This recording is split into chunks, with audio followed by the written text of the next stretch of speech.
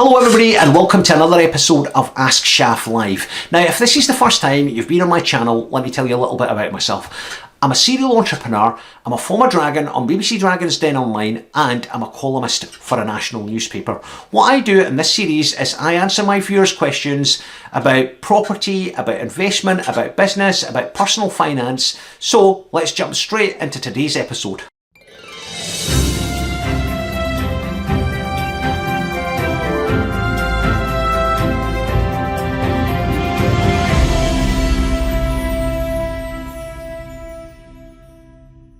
Eddie, thank you for agreeing to come on my YouTube channel and helping me out with today's questions. Do you want to just tell my viewers who you are and what you do? Yes, I am the Operations Director of Invertay Homes. We are a small but quite rapidly growing house builder based up in Dundee. Currently we build on average between 30 and 40 houses per year. And I get involved in various other smaller businesses. But our main focus right now is Invertay Homes. Okay, and when you say you're the operations director, you're also the co-founder, aren't you? Yes, that's correct. And what does Invertay Homes do exactly? So we look for development sites. Some of those sites are private. Some of those sites are plots of land or areas of land identified by the local authorities as being fit for use for new build housing. We purchase the land, we then organise all of the development, the design, the architectural, the engineering, and then once we have that all packaged up, we apply for planning permission. Once we've got all the permissions and all the statutory consents in place, we then do the development ourselves in-house. So we take it from a piece of grass to a completed home, and we also hand the keys over to the customer. So absolutely everything from the raw piece of land to handing over the keys to the person or the family who has bought the house. So by all accounts, you're quite a good house builder, aren't you? I understand you've been nominated for quite a few awards recently. We entered a couple of our developments into the Scottish Home Awards, and we have been nominated as finalists for 7 awards, which is more than any other house builder. And it's quite exciting because, you know, whilst we're probably a relatively small, unknown brand, it's put us into the arena alongside all of the house building giants, the big, well-known national companies. Just to give my viewers a bit of perspective, do you want to just reel off a couple of the names of the national house builders that you're up against? Yes, so we're up against Wimpy, we're up against Stuart Millen, Persimmon. It's a bit of a David and Goliath situation for us, so it's extremely exciting. Good, excellent. So should we jump into a few questions then? Absolutely, yeah. Right, brilliant. So let's start with William Sobral. What do you think about deal sourcing / packaging? This is another no money down strategy taught by gurus. Is there legitimate deal sources? Do you know what deal sourcing is, Eddie? Yes, I have some basic information about deal sourcing, but I guess if I'm being honest, my concern with deal sources is that there are so many people now out there who are trying to set themselves up as a deal sourcing expert. They have very little knowledge of what actually goes on in the industry. So from the perspective of myself and Invertay Homes, we would typically try and do our own deal sourcing. Obviously, there is various professionals that we engage with and various contacts and connections, such as yourself, that we are aware of that may create introductions. But in terms of a deal sourcer specifically, it's probably not something that we would really get involved in. My personal view on deal sourcers is I think it's just a strategy sold by the Furus. It's a way of selling a course. You know, the way it's marketed is, come to a course, in 3 days, you will be a deal sourcing expert. Now, I had a really good comment somebody left on one of my videos, and they're like, let's just apply this to something else, right? If I wanted a 3-day crash course to learn about sourcing cars, never mind sourcing houses, I couldn't do it. And you're 100% right. Why would a property professional such as yourself or me or any other property professional use a deal sourcer that's been in a crash course? A, they don't have the breadth and depth of knowledge. Yes. So they're just going to waste our time. B, there's millions of them. There's absolutely stacks of them. You just type in deal sourcer on LinkedIn and about 2,000 people come up in the UK. And you look at them, right? And one weekend, basically, they're working at B&Q or they're working in a garden centre or they're doing something else. And they think, do you know what? I want to improve my lot in life. Okay. And an ad pops up on the internet and it says, become a deal sourcer. So they go on a deal sourcing course and they think they're going to sell deals and they just don't have the knowledge. So I think deal sourcing, it's not a legitimate strategy unless you've got a background in property. I know a lot of deal sourcers, but they're all chartered surveyors, they're property solicitors, they're ex-directors of property investment companies. Yes. Yeah. I mean, it's that scenario. I mean, I've been doing this for almost 30 years, as I say, and, you know, we still don't know everything. And I personally wouldn't have the confidence to be out there saying to someone, listen, I'm a deal sourcer. And you're right, if someone's done, you know, a 3-day or a 1-week course, it's certainly not going to make them an industry professional. Did I just hear you right there when you said you've been doing this for 30 years and you wouldn't like to do deal sourcing? Exactly, yes. Brilliant. Thanks, Eddie. Let's jump on to the next question. William Ho, what is LTV? Do you want me to get that one or do you want to go first? I'm assuming the LTV that he is talking about is loan to value, and loan to value being the term used particularly by lenders. So, for example, if I wanted to buy an investment property and you know, it was worth £100,000, so the value is £100,000, and I want to borrow £60,000 towards that fund, the LTV would then be the 60%. So I'm looking to borrow £60,000 over the £100,000. 100%. Do you know what I'll do? I'll stick a definition on the screen as well. Nice one. Do you know what? I'll get you in for the rest of my questions, Eddie. This is brilliant. I don't even have to answer any of them. Right. Wednesday. I'd love to see the NDA template you have. Right, no problems. There's been a few messages about the NDA template. What I'll do is I'll upload it to my LinkedIn in the articles section, guys, and just basically jump onto my LinkedIn and download it from there. And there's a link in the comments below. That was a simple one. Hi, Shaf. Currently looking at apartments circa £60,000 to £70,000 based northwest England. One particular apartment is £65,000, but 2 apartments in the same block have sold for £49,000 back in 2018 in a similar condition.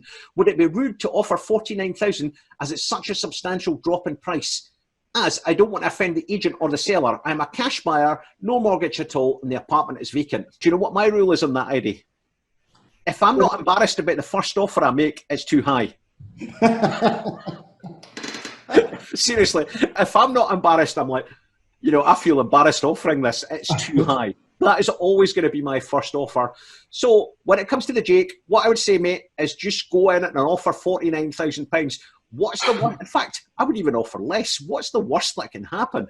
I'll go in and offer 40 and they say no to you and you put it up to 49 and they go no to you again and you put it up to 55. That's the worst that can happen. What's your view, Eddie? And as you say, nothing wrong with putting in a cheeky offer to begin with. Worst that can happen is they say no, and you can always then start to negotiate from there. But I mean, at 49k, if that's the evidence that is the real value of the properties, I don't see any reason why having a crack at the whip in and around that figure first before then increasing up towards the 65k.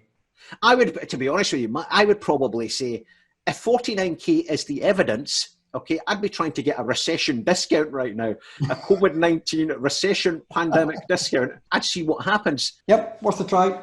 Raz, I'm looking to get on the property ladder soon. My aim is to live there for a few years and then rent it out down the line. Should I put the property in my name or form a limited company and put the property in that? Raz, my view is you should always use a limited company. There's so many benefits to having a limited company. I've got a number of questions today about limited companies, so I'm going to be answering them, some of the benefits and the reasons why I would put it in a limited company later on. But my advice to you is, if it's a property you're going to rent out, stick it in a limited company. When I first got involved in property, Eddie, I had properties in my own name. And as soon as I started getting proper advice from proper professionals, it was, Shaf, get these properties out of your name and into your limited company. And that's what I did straight away. Piprod 01. One, Yes. read what the company says and does and how it'll use the money. Yep, that's exactly what I do. Two, look through company accounts and company's house. Whenever I put money in the Lending Crowd platform, I look through the company's accounts. I then run a due diligence report on it. Now, the third thing I do is I do what I call soft due diligence. Now, doing soft due diligence on a company is, there's been one time where it was a cafe that was looking to borrow some money on Lending Crowd.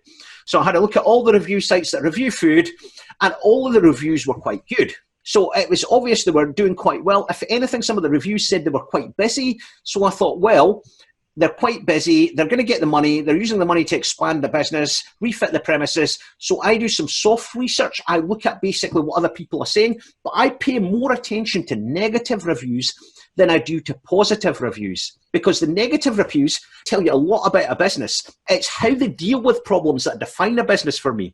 And if they deal with a problem really, really well, if it's a restaurant and a customer leaves a review, says the food was horrible, blah, blah, blah, and the restaurant ignores them, ignores them or puts up some kind of an excuse, right, for me, that is not good customer service. But if the restaurant goes out of the way, bends over backwards, invites the customer back in, that is a sign of good customer service. It's a sign of excellence, and I will give that company a sort of tick in the box. So I do a lot of soft due diligence as well. If I can, I'll go and visit the business, but I won't go in and say, hi, I'm looking to stick some money into your company through Lending Crowd. I'll just go in, use the services, use the facilities, see what the staff are like, see what the premises are like, and look at it and say, is this a good business? So I do a lot of soft research. So point number 3, not really understand how to read cash flow, profit and loss and other documents in company's house. Piprod, this is too long a subject for me to get into how to basically read cash flows, etc. For this particular video, is I will do a video on how to do due diligence. I just haven't got round to it. There's a whole slug of videos that I've got a bit of a backlog of, but I'm hoping to release 2 or 3 videos in the next couple of weeks, and hopefully my lease option agreement video will be out. Then I've got a couple of other videos coming out next week or the week after, and then I'll catch up on some of the other videos that I've promised viewers of this channel that I'll do. So hopefully I'll be able to catch up on that. Okay, point number 4 is spending hours on Google trying to work out what everything means and not making too much of a dent, understanding how to evaluate the numbers. Right, just refer to the previous question. I will break down into very simple layman's terms what the numbers mean. So Piprod's wondering if this is the right approach and should he keep chugging through? Will he eventually develop the skills through Googling the things that I don't understand? Well, mate, what I would suggest you do, if you don't understand how to read a cash flow statement, buy a book on how to read a cash flow statement, watch some videos on how to read a cash flow statement, or should I buy an accounting textbook and study that to get a good background? Well, in last week's video, John McGlynn said it's essential you understand the numbers. I agree with that, so I would actually put a bit of work into understanding the numbers, because it doesn't matter if you understand the numbers for a trading business, that skill is 100% transferable to a property business. And often what I do is I have a look at some of my tenants. So for example, I don't want to name the tenant because I don't want it to affect the share price, but I had a tenant which was a retailer, and I had a look at their accounts 3 years ago, and I had a number of their shops, and I was looking at their accounts. I went into some of the shops and I was like, do you know what? This is a horrible business. This is going to go skint at some stage. And I ended up just getting rid of it was in my core portfolio, and I transferred that from my core portfolio into my trading portfolio. And then I just sold that business out. So I think as a commercial property investor, you've got to understand business. You've got to understand commerciality. And the bottom line is you've got to understand the numbers. Yep. I mean, just one thing I would like to add on that, Shaf, is that any business, from start to finish, the entire duration of your control of that business is a learning process.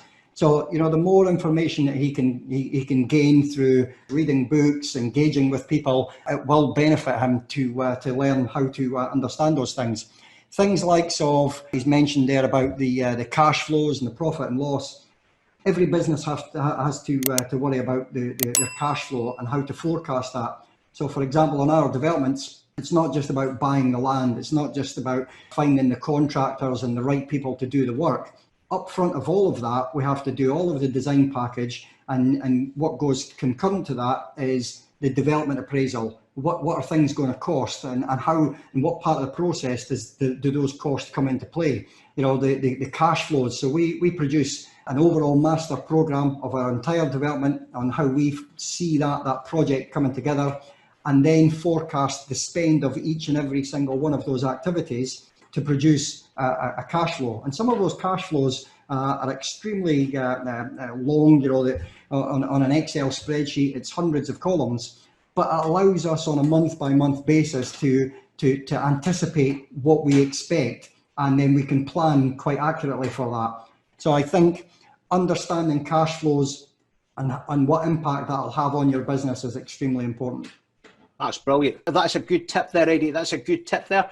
Now, final question. Piprod is saying, would put some of my savings that I can afford to lose into lending crowd, and having some skin in the game might motivate me to learn. Piprod, I personally, if you can afford to lose £500, stick £500 in. If you can afford to lose £200, stick £200 in, because I do think it's quite important. You do have some skin in the game. And look, it's £200. If you, assuming you lose it all, it's £200 that you're putting towards your education. With my son, I wanted to teach him about business, and I got him to take some of his savings out of his savings account, and I got him to put it into basically lending crowd. Either he learned about it and he made that money grow, or the other alternative was he watched his money shrink. So I think that's a good idea. But what I will do is I'll get the CEO of Lending Crowd in here. We'll get him on a Zoom call in the next few weeks. His name's Stuart Lunn. He can tell us a little bit about the platform. And what we'll do is basically get him to answer a few questions. Separately from that, I'm going to do a video on how I do due diligence on Lending Crowd. Now, the way I do due diligence on Lending Crowd, unfortunately, I can't really do it at the moment because of the lockdown, because normally I would go and visit the premises and I would speak to the owners, etc. So I want to wait until the lockdown's over before I do that video, but I'll definitely get Stuart Lunn on here. Not a problem at all. Excellent. Shaf, you've mentioned that new build flats are the first to take the hit during a recession. What is your view of investing in them when valued low and keeping them for a few years? There you go. I'm going to knock that straight over to you. There you go, mate.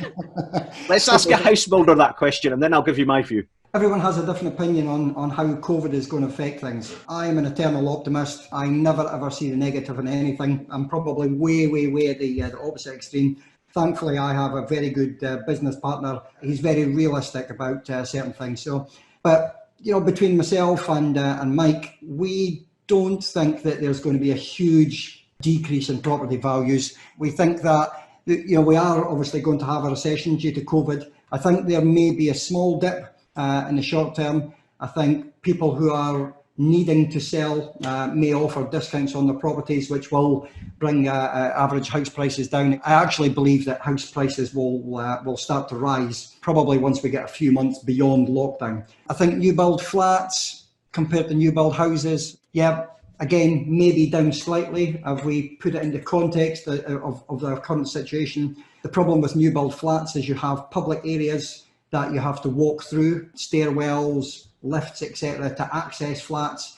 And people rightfully have a bit of a worry about using or transiting through those areas because of the spread of COVID. But I think that's probably one of the things likely to affect the value of flats, is people's perception of the virus that's out there right now. I'm afraid I'm going to disagree with you. I've personally seen evidence. I was doing a deal where I was selling something, pandemic came, and he basically contacted and says, can I get £100,000 discount? And I was like, no, all right, I didn't need to do it.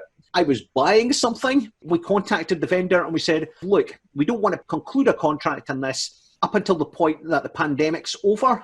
Yes. The vendor called me the other day and offered me a 20% discount. And I said, no, right? And I thought, well, if he's offering 20% now, in a couple of weeks' time, you'll get 40.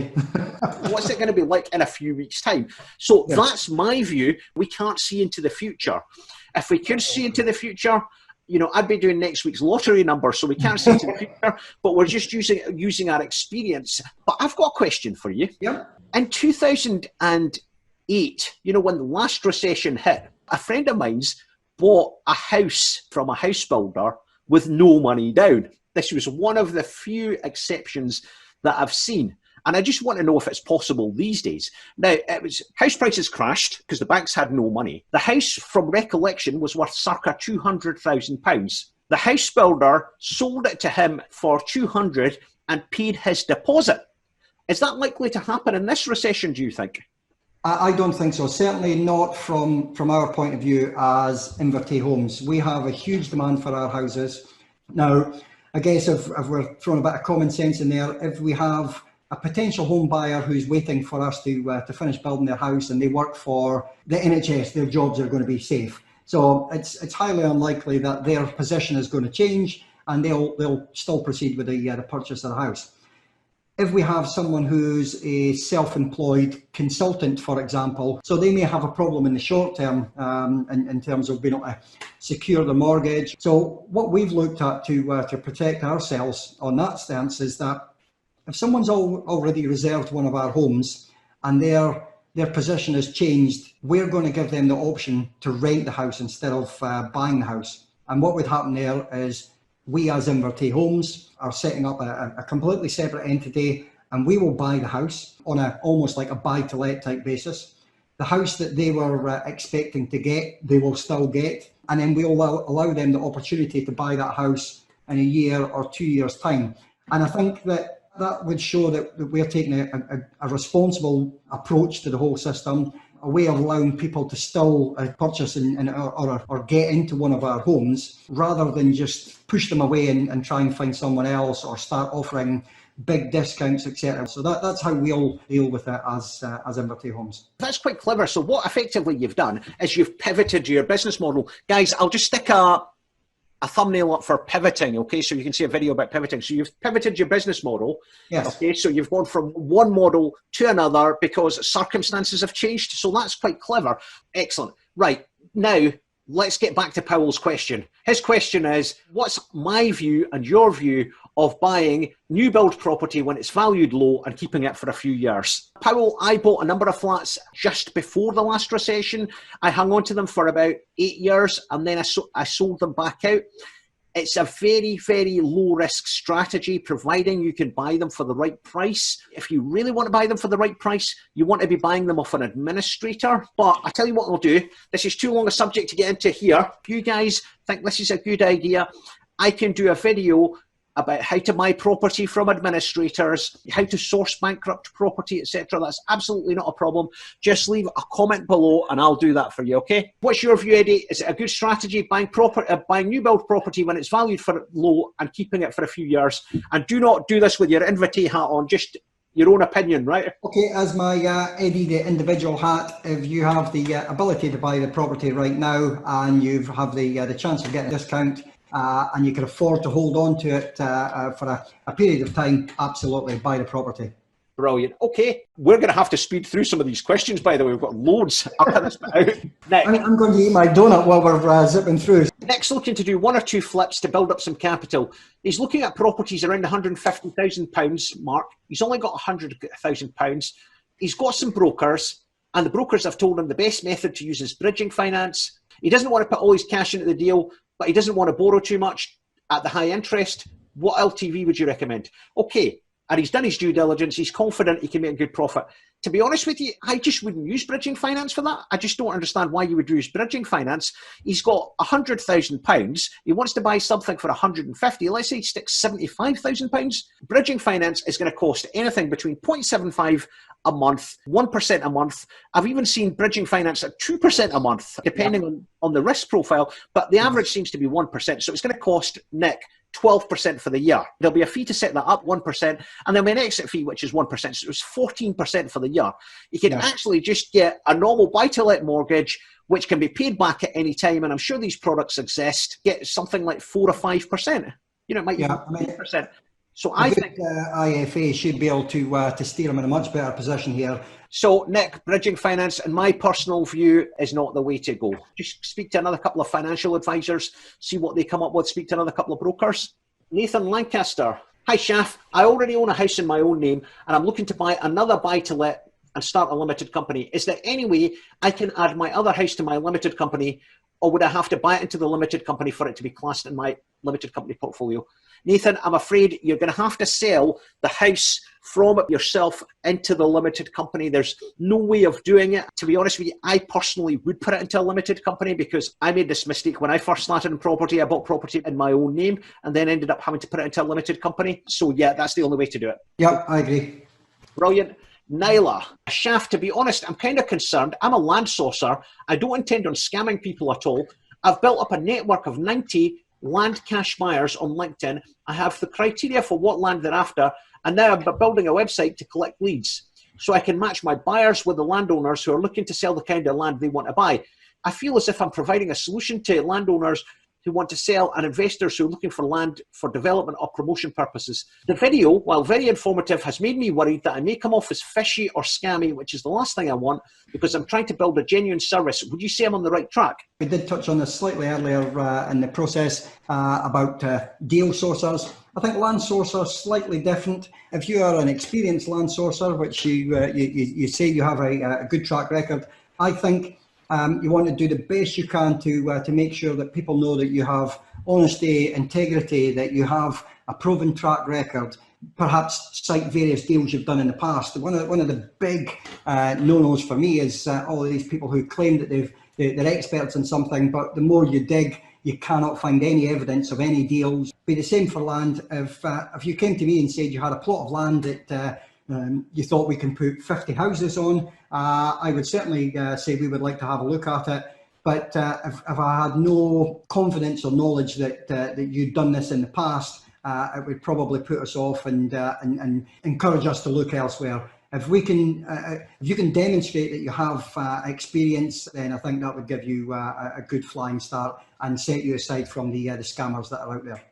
So I think, Nigel, in summary, what we're both saying is get a couple of deals under your belt, put the full details, full disclosure of those deals on your website. So when somebody like myself or Eddie or any other potential purchaser goes on and says, look, this guy's done a few deals, they do a bit of due diligence, and they take you seriously. Yep, perfect. Mr. Peace, I'm a first-time buyer and recently made an offer on a friend's house just before the pandemic, and the offer is accepted. The price is £105,000. The market was in good shape. I still have time to pull out of this agreement. Do you think I should pull out so I might get a better deal in the future as I'm not in a rush, or it's not going to make a huge difference? By the way, I'm not an investor. I just want to buy the property so I can live there for at least 2 years. What's your recommendations? So this one, I don't feel comfortable answering. So what I'm going to do is I am going to give you the pros and the cons, and I'm going to let you make up your own decision. The chances are property prices are going to come down. But if this was me, I have two portfolios. I have a core portfolio for assets which I want to keep. If this was a purchase I was putting into my core portfolio, I would basically probably, if I liked the property, I thought I want to keep this for a long time, it's a generational purchase, I would buy it because I wouldn't want to lose it. If, however, it was a trading asset where I say, I want to buy this, I want to add value, and I want to sell it on, I wouldn't buy it. And I would go back in and renegotiate the price. So that's what I would personally do. But what makes it slightly more complex is it is your friend. That's my view on this. But there's no way I'm answering that question. What's your view, Eddie? No, I completely agree. The difficult one there is the friendship. How strong is that friendship, and how much do you value that? Matthew Scott, what would be the best way to invest £300,000? Should I wait to invest that money into property, and what would be the best thing to invest in? E.g., example, HMOs, etc. Matthew, I'm not here to provide financial advice because I'm not a financial advisor. I'm happy to answer questions about property, about structures, etc. But I don't want to tell you how to advise your money because I'm not regulated to do that, and I would get myself in a lot of trouble. If you want to learn about property, etc., just watch some of the videos in this Ask Shaf Live series. So this is from Marvin Thomas. Marvin, I know nothing about enforcement agents, but I'm just going to answer these questions on the basis that you are doing a business-to-business service. So your clients are businesses, and I'm going to look at it from a business-to-business point of view. So the first thing I would say, any tips on approaching clients? The first thing I would do before we even get to that is I would go to see what one of your competitors is doing. I would go study their business model and say, right, how does John Smith, the enforcement agent, what's his business model? How does he get clients? Look at your competitors for starters. You've got to ask yourself, who is your ideal client? So you will have a picture of that ideal client. So I've had lots of business-to-business customers. So for example, in my property business, I would say, who's my ideal client? So there was a period of time where we were getting involved in a lot of gyms. Okay, so for example, buildings that could be converted into gyms. So we've got 2 buildings which we let out to the pure gym. And I was thinking, do you know what? I want to buy buildings and I want to let them to gym operators. So what my ideal client was a gym operator. So I did some research on gym operators, what areas they were in, etc. My ideal client was the CEO or the property director of a gym operator. I connected to them on LinkedIn. I developed a relationship with them, and eventually I picked up the phone to them. So you need to work out who your ideal client is. So the other thing, do you happen to know anyone that may be interested in a service for recovering money you owe to them? Well, I think landlords, for example, right, are going to require that service. So if it was me, I'd be going to connect to as many landlords as possible. Now, unfortunately, Marvin, we employ an agent to do this for us, so they do the whole service. So, unfortunately, we can't use you. They manage some of our properties. They collect any outstanding money, etc. So we can't use you, but there will be smaller landlords, so you need to go and connect to them. Could you recommend any tips on approaching clients? I think it goes without saying, you need to have a website, you need to have a social media presence. John McGlynn touched on this. A lot of founders and directors still do their own LinkedIn. So LinkedIn's really, really good for this. So as long as you've got a good website, LinkedIn profile is essential. Set up a personal profile for yourself, set one up for your company. Now you're talking about marketing sensibly. Now, pay-per-click. Now, I have never ever used pay-per-click, right, to market any of our businesses.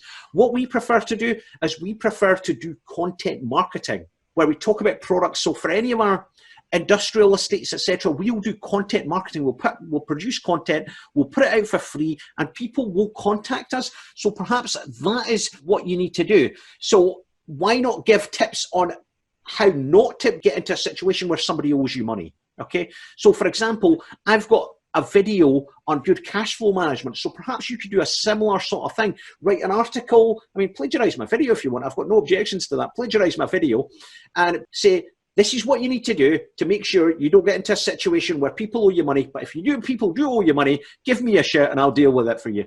That's one of the things I would do is content marketing. I'm really sorry that I don't know about enforcement officers, but as I said, I think it's a business-to-business service you're offering, and that's typically how business-to-business is done. Marvin, if you've got any more specific questions, mate, just put them in the comments and I'll try and answer them again in future. London or London? What's the best leverage to use when investing in London? Well, I think London or London, you need to have a look at last week's episode. John McGlynn and I covered this, or something very similar, in a great deal of detail, okay? And the points you need to look at is what you're talking about here. With this property, you're going to get a combination of income and you're going to get capital appreciation. The other alternative you've got is have a look at your risk appetite, and you may want to do something which is slightly higher risk, but the return's higher. So I think if you look at last week's episode, that'll answer most of your questions for you. Just Jenny, can't wait to get stuck into this. I was wondering whether or not to get a bank loan for my first refurb. Jenny, to be honest with you, I don't understand the question you're asking me here. You need to give me a bit more detail. What do you think? I'm assuming that she's looking to get stuck into to some kind of buy-to-let, for example, whether or not to get a bank loan for my first refurb. Only thing I would say on that is borrow as little as money as possible and be as resourceful as possible whilst carrying the refurb, particularly if this is your first crack at the whip. Get some rungs on the ladder, be resourceful and try not to overspend. Jonathan Salfi, lowest point in your career, did you ever doubt yourself? Lowest point in my career, Jonathan, was basically in the last recession in 2007, 2008. I was like, oh, we've got plenty of money, it's not a problem. We've got loads of cash in the bank. Our property portfolio in Dubai had been almost wiped out. Our property companies in the UK were losing about £3 million a year. I remember even reading about it myself in the paper, and Shaf's lost £3 million in this company this year, and he's lost £1 million in that. So that was quite a low point. But what I did learn from that recession is how to ride out the next recession. Do you ever doubt yourself? I'd be telling a lie if I didn't. Yeah, so you do doubt yourself from time to time, but you just have to get through it. It's like anything else in life. Eddie? No, I kind of agree with that. So I think, right now, particularly with COVID, we're all experiencing quite a tough time, and this is quite a difficult period for everyone. John Gallagher, as interest rates are so low, where would you be looking to invest at 30,000 at low to medium risk if you didn't need access to it for 3 to 5 years? Would you wait to see the scale of the recession, or are you able to suggest assets or markets to research? John, at the moment, I'm just going to tell you what I'm doing. I am not buying any property until I see where the bottom of the market is, because the market is going down. We just don't know how far down it's going to go. So let's take a property that's £100,000 today. In my opinion, that is going to go down, but I don't know what it's going to go down to. Until I have an understanding of what it's going to go down to, I don't want to buy anything. Cash is king. If I was you, I would just hang on to the cash for the time being, because there may be a lot more opportunities. You don't want to invest this cash and tie it up for 3 to 5 years, and 6 months from now, you get an amazing opportunity and you've got no cash. So that's what I would personally do. Yeah, no, I would agree with that as well. Hold on to your cash if you're not in a desperate need to spend it, and wait and see what the next 2 or 3 months bring in. Jama TV, thank you for all your videos packed with value bombs. How does it work? Bridging finance is finance at a very, very high rate for a short period of time. Okay, so a typical circumstance where you would use bridging finance is, for example, if you were buying a property in an auction. Now in an auction, you have a limited period of time to pay for it. You buy a property in an auction for £100,000. You go to a bridge financer, they'll give you 50,000 of that 100. You put your own 50,000 in, you buy it, you're paying them interest. You then go to a regular tier 1 lender, and basically they lend you the money at 3%. So it just buys you time. Essentially, that's what it does. And this analogy can be applied to development, etc. as well. Have I ever considered it? Yes, I've used it in the past. I think the other thing you're probably going to see in the current recession is a lot of lenders will be tightening up the criteria, so it won't be as easy to get bridging finance. A friend of mine has got a big bridging finance company, and he used to do LTVs of 60%. He's down to 45 to 50 now, right, on really, really good assets. But look, if you guys want me to get an expert on bridging finance on the channel, let me know and I'll get my friend to come on. Jade Wolf. Jade owns a property which has a residential mortgage on it. She's paid 75% of it and owes 25%. She'd like to rent it out and buy a new property. Her accountant says that since she bought the original property outside a limited company, it isn't worth moving into a limited company right now. What are your thoughts?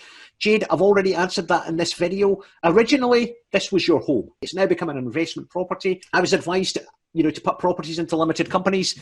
There's a number of reasons. The income in a limited company will be corporation tax, whereas if it's owned in your own personal name, it will essentially be income. Corporation tax is typically 50% of basically income that you earn personally. There's all sorts of other benefits as well. For example, inheritance tax planning. For example, how the interest on the loans is treated if it's in a limited company as opposed to in your own personal name. When it comes to disposing of the property, you've got a lot more options if it's in a limited company, because you can sell the shares in the limited company, which is a relatively easy thing to do. So there is a lot of benefits of having a property in a limited company. And as I said, originally I bought my properties or the first few deals personally, and I transferred them into a limited company. She's obviously in quite a good position, owning 75% of the property already paid. My recommendation would be to engage with a really good professional who also knows the tax implications. The other good point about having a limited company is if your property or your business is in a limited company, you don't risk all your other assets, because what you've done is you've siloed your property in this limited company. If anything happens to that property, nobody can come after your other assets. Your liability is within that company. So that's the other good thing about having a limited company. But Jade, you might want to get a second opinion of another accountant, especially an accountant that specialises in this sort of thing. Ian Billington, can you recommend any books on developing knowledge in commercial property? I'm going to do a video on that, but listen, I got a good book the other day. Hang on, I'm just going to tell you what it's called. I just started reading it the other day. Essentially, I'm doing a video on books on commercial property. I just haven't got around to it. But the book I bought the other day is called Property Investment Appraisal, 3rd edition, by Andrew Baum and Neil Crosby. But I'll do a review of that book along with several other property books, and I'll stick them on my channel. Haider Chowdhury, my question, for buy-to-let and HMO mortgages, is it best to use capital repayment or interest only? What's your view, Eddie? My view, always interest only, get the cash in. The vast bulk of my portfolio, and I mean the huge bulk of my portfolio, is interest only. It gives you more income. You can use that additional income to reinvest, so it gives you more opportunities. But essentially, if it's not your own home, I would go for interest only. Hi Shaf, you suggest buying a property in a limited company. What happens if I'm a cash buyer and I buy it through a limited company and want to sell it? Would I be able to pull out all the money with my profit, or will I have to pay tax? Well, Hasham, if you buy the property in your own name, you buy it for 50 grand, you sell it for 100, you pay income tax on that profit. Tax rate will be higher than if you did it through a company. So essentially, if you do it through a company, the profit stays within the company and you pay corporation tax on that profit. You can then basically, essentially, buy another property using that company. And this may well be a question for your accountant more than anything else, but generally speaking, you're always better off. It's more tax efficient, cost efficient, and it reduces your risk if you use the limited company. George Bilson, hi Shaf, thank you for the video, big fan. My question is, say you have an idea for starting a tech business based around an idea, but don't have the tech know-how yourself. What's the best way to find a partner to do this? First thing I would say, George, is if you can do this without getting a partner, that's brilliant, because why would you want to get a partner if you can essentially do it yourself? If you can just employ somebody and you can pay them well, why would you not do that? What I do personally is I use a recruitment consultant or a headhunter to help me do that. So, you know, I've covered this in previous videos, but maybe that's what you should do.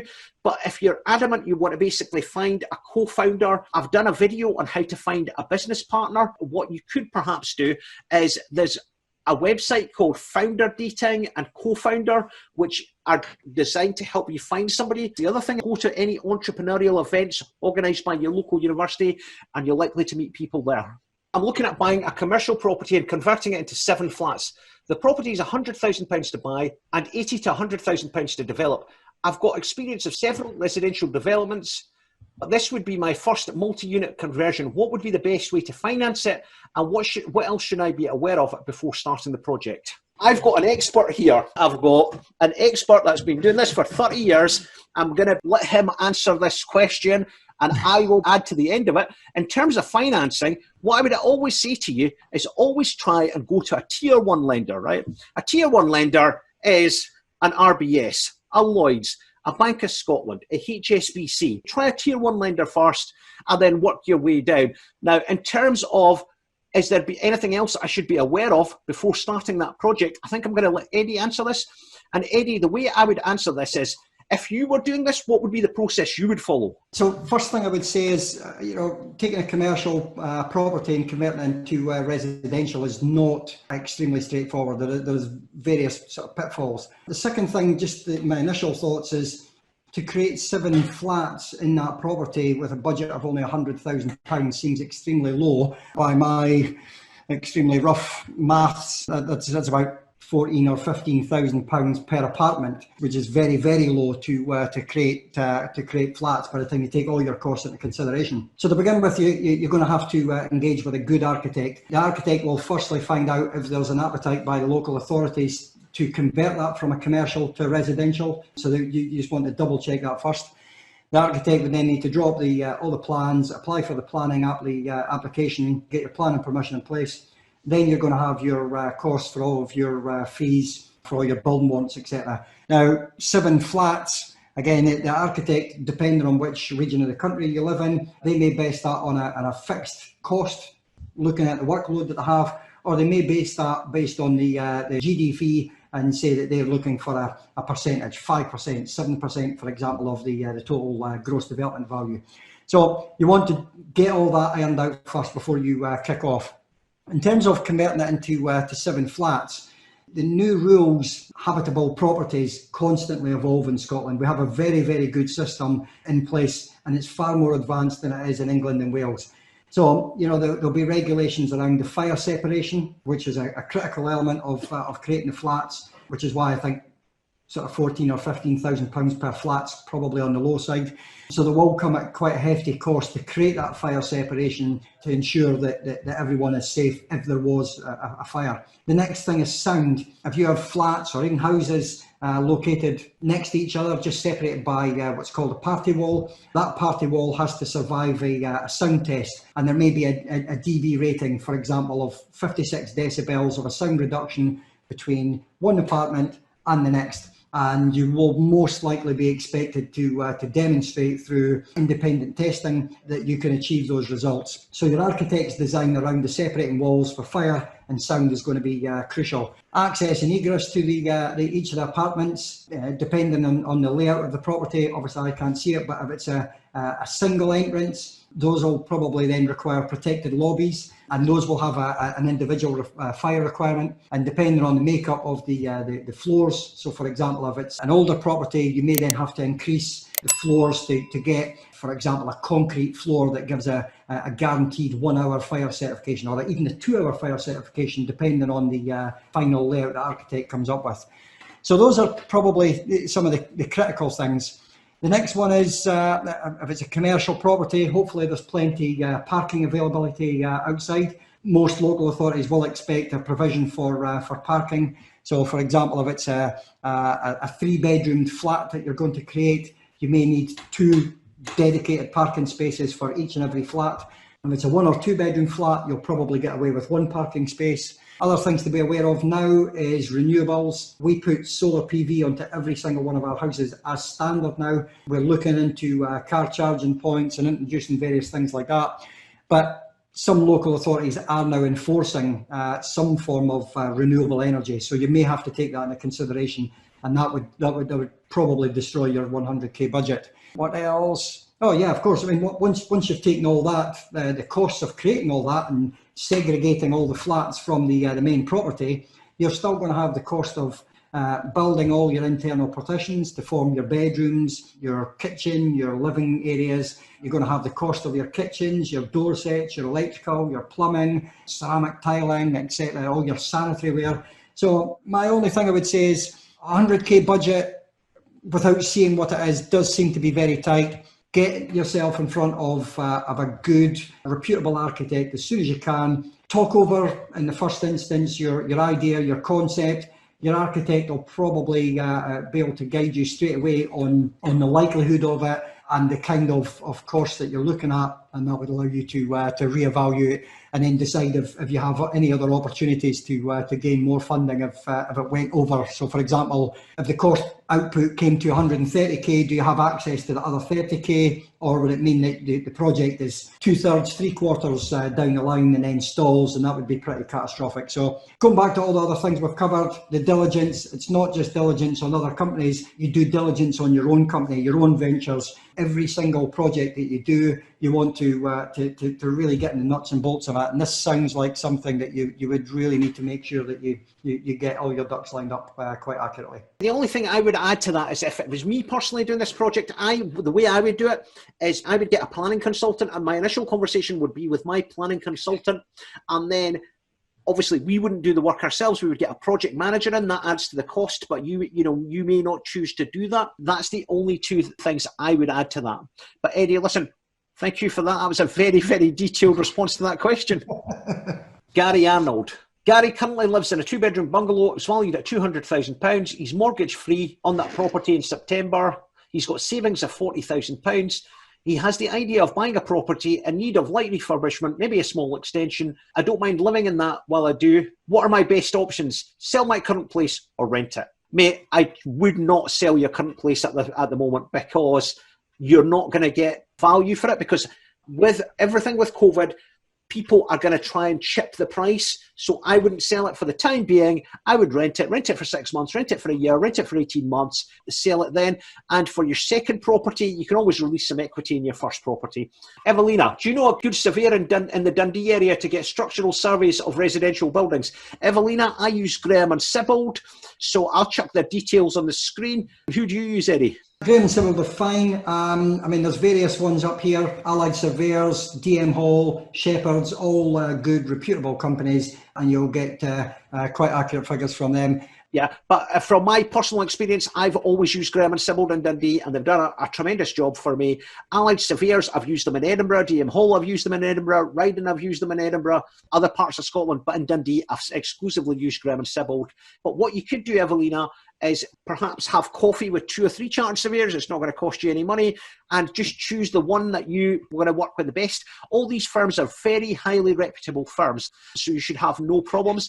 I remember from a previous video, Evelina, you asked me what was my outlook for the market in Dundee. So I'm just going to ask Eddie. Eddie, what's your outlook for the market in Dundee? I must warn you at this stage, right, that Eddie is biased, okay, because he's a Dundonian.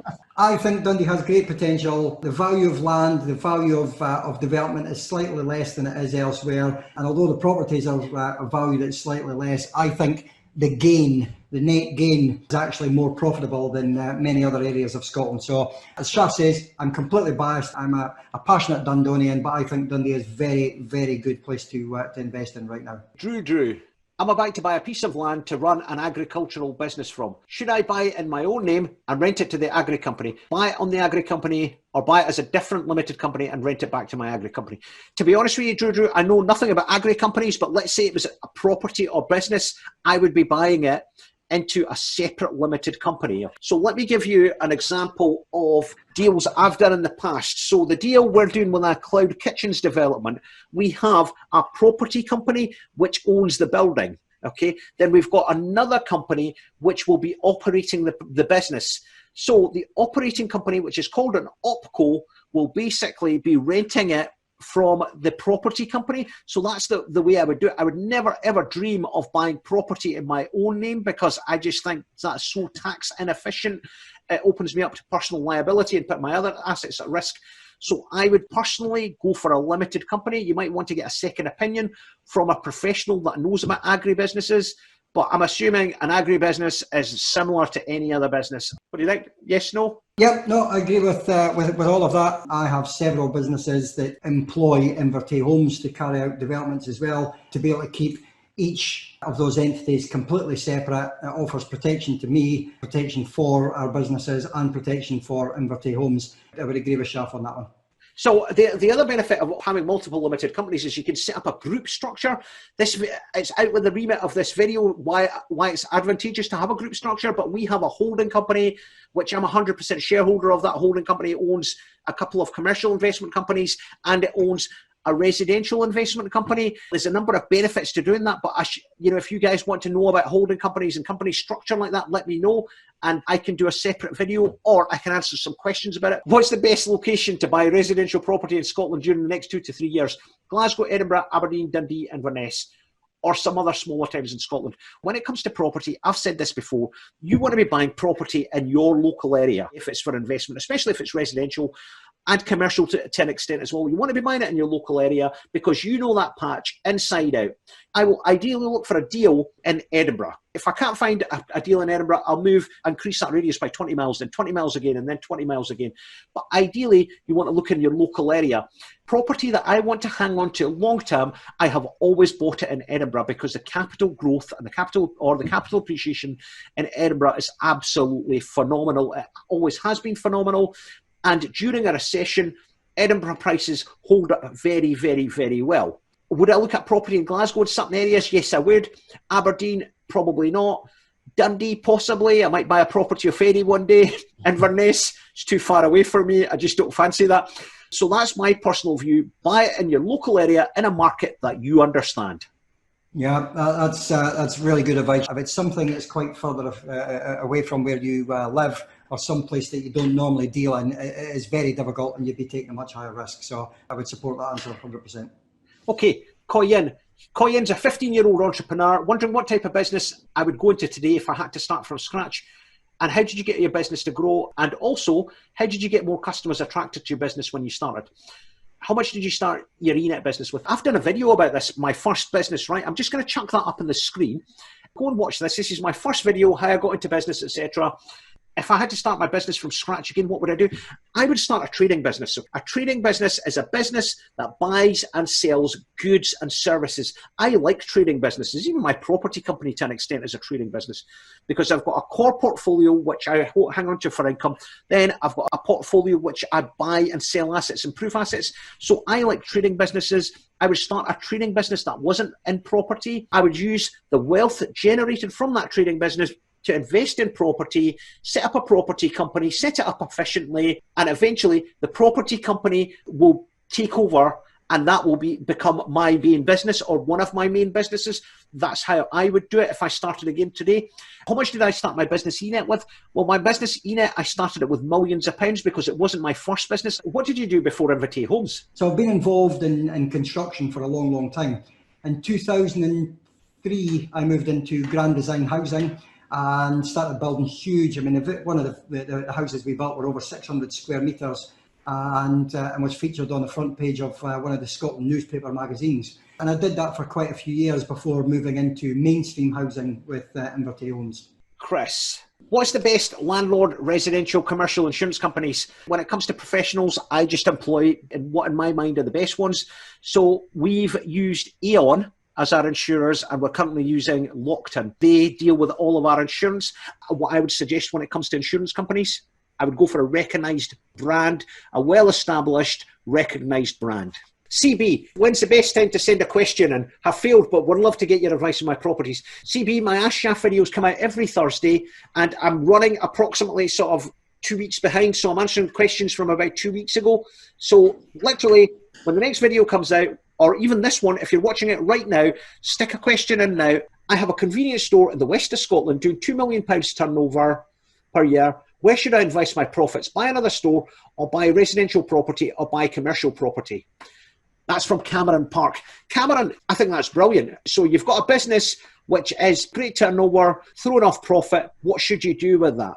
Now, I started off doing residential property. Residential property is great, but in my opinion, you don't get the same returns on residential property as you do on commercial property. So I would probably advise you to invest in commercial property. Now, you've got an advantage here in that you understand convenience store retail.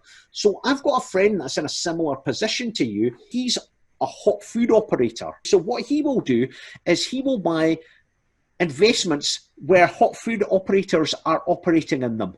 And he will buy investments which have, you know, he won't go for a safe yield of 5% or 4%. He'll buy them where the yield is 10% because he says to himself, I think this is a good pitch. The tenant may be rubbish, but if the tenant goes bust, I can go in and I can run a hot food operation from there, and I can do a sale and lease back, and I can increase my profits. So I think it might be worthwhile you having a look at that business model. You know, so you look at convenience store, you know, you buy investments with convenience store operators in them, so you become the landlord, and you buy them with 8, 10, 12% yield, knowing that if the tenant goes bust, you can go in there, you can run the business, and then you can do a sale and lease back on the investment, or you can sell the business on again. That's what my strategy would be. But have a look into it, get some professional advice. You might want to speak to a couple of agents, you know, have a chat with Graham and Sibbald, or any other questions you want to ask me on the subject, just stick them in the comments below. Anything to add to that, Eddie? No, great advice. This is obviously your area of expertise. What I liked about what you were just saying, that reduces the risk profile to him quite considerably. So I think your advice there is extremely good. Brilliant. I think that's about it. Have you got any final words of wisdom before we go, Eddie? My outlook in life is always, if you want something, you have to go out and work your backside off for it. And, you know, there's no substitute to working hard and meeting people like yourself, talking about your ideas, your concepts. Hopefully, you know, when someone does take the plunge and wants to start up their own business, that is extremely successful for them. So guys, there you have it. That's another episode of Ask Shaf Live just finished. Thank you very much for watching this episode. Now, if you have any questions, please stick them in the comments below and I'll answer them for you in a future video. Now, before I go, can I ask you a really, really big favour? If you haven't subscribed to the channel, can you please subscribe? And also, can you leave me a comment and can you hit the like button? Because the more comments and the more likes I get, the more this video will show up in the YouTube search, and I'm sure you'll agree it's quite important that as many people as possible see this video. So anyway, stay safe guys, and I'll see you next week.